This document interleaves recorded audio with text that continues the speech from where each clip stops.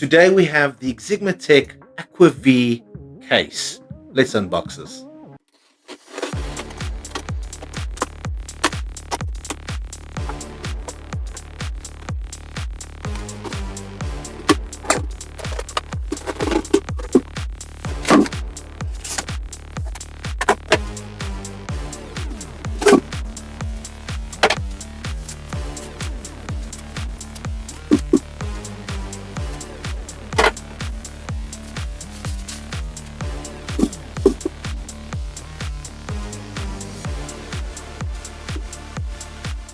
As you can see, this is a fish tank type of case, as the name suggests, Aqua V.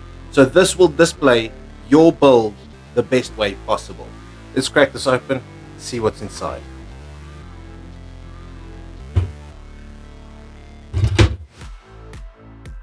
Inside we have got 7 ARGB fans, one being in the standard orientation and these being reversed to bring that airflow into the case, and this one to exhaust. Up here we have got an ARGB LED to obviously give that aesthetic to your build.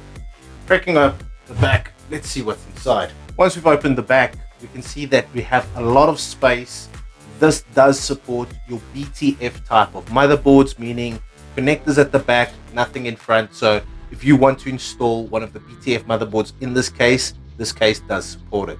We obviously have all of our cables, and connected to that we have a bag. Let's see what's inside. Bags within bags. It's a good thing.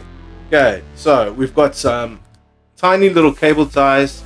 This is obviously for that cable management at the rear, of which this should already be quite a neat build because all these cables do seem neat and bundled up quite nicely. So cable management in this should be somewhat of a breeze. In this bag we have what seems to be an ARGB controller with its remote. And we have a pack of screws to obviously fasten your motherboard and a bunch of components to this case.